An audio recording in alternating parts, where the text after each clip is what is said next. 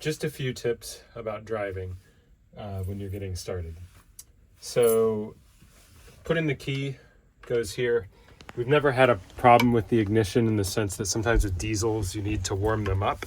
If you do, sorry, that was on all the way. You would just turn it to here, let it go for a bit. If it's really cold and it's not starting up immediately, you can turn on the idle heat for a bit. Make sure to turn it off when they're done. But pretty much it starts as soon as you do it. Start it like that, and it's going. If you come down to the gear shift, just want to give you a little advice. It takes a little getting used to, and a few tips. So you push down the clutch all the way, and you move it around. So it moves in this H pattern, left to right, and then up and down. You shouldn't have to use a lot of strength to get it into any of the gears. So for example, if you go into second and you pull down, it should go straight into it. You almost never need to use first gear. You can almost always start in second gear, but you can use first gear if you want. If you notice you're trying to get into a gear and it's not quite going, don't just keep pulling. It means that maybe you need to push directly away and then down. So don't push it too hard. You should be able to just get a feel for the right movement of the gears, and you see this should go pretty easy.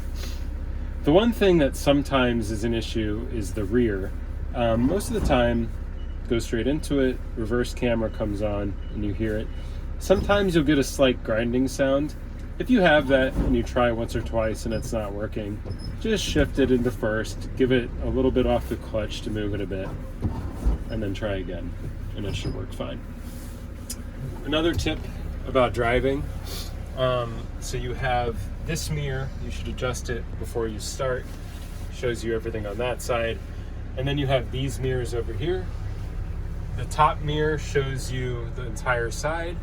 The middle mirror shows you right off the edge of the car, so you could tell, for example, if the line to the road is right off the edge of the vehicle by looking in that middle one. And then the bottom mirror shows you the front of the bus, so if you're pulling in and trying to get really close to something, you can make sure not to hit the bumper. Two tips: that bottom mirror and the top mirror, which are curved, are fisheyed, so things are a little closer than they look. Just be aware of that. Maybe at the beginning, have a friend or somebody just go out and kind of do this, help you get a sense of the size of the bus. One thing to be aware of is this thing on the side sticks out from the side of the bus. So just be careful, especially if you're parking next to a curb, next to a tree or a lighting pole or a mailbox. It could snag it if you're not careful. So just be extra mindful of that. And then the other thing is when you're backing up, you have this mirror, which shows you a bit in front of you, and then your side mirrors. If you look into the back mirror and you kind of look out the back window, there's another mirror that points down and shows you the bumper.